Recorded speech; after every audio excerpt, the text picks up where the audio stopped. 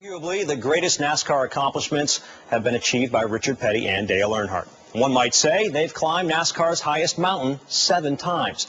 That, however, is just a metaphor. What would you say about a person who has literally reached the world's 7 highest peaks?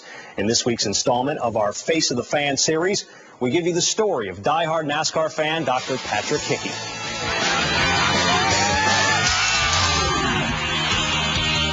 I became a Jeff Gordon fan for a variety of different reasons. Jeff just did something that really interested me. He was almost like an outsider when he hears the boos and some of the challenges that makes him drive harder. And I use those analogies with my own life. Mountain climbing didn't come easy. I decided to climb the 7 summits as a personal challenge.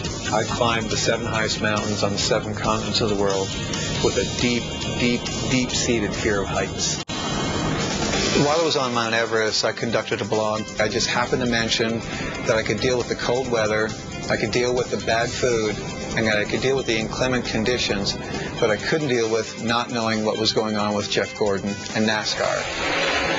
I got an email from a NASCAR employee. She said, "What's your address?" I responded back to her, "I'm in a tent behind a boulder at 17,600 feet, base camp Mount Everest." That's all I said. 8 days later, helicopter flies up the valley. Pilot gets out of the helicopter and hands me a U.S. Postal Service envelope. I open the envelope. It's a NASCAR flag. Unbelievable. Summit day, I made it to the top of the world. You're climbing to 29,035 feet. It was the longest, hardest day of my life. Got to the top. I took my mitts off, dug the NASCAR flag out of the bag. I do remember in the 30 seconds to a minute almost of holding that flag that my fingers were slowly getting frostbite. But I felt it was important for the NASCAR flag to be taken to the top of the world. I'm Dr. Patrick Hickey, and I am a NASCAR fan.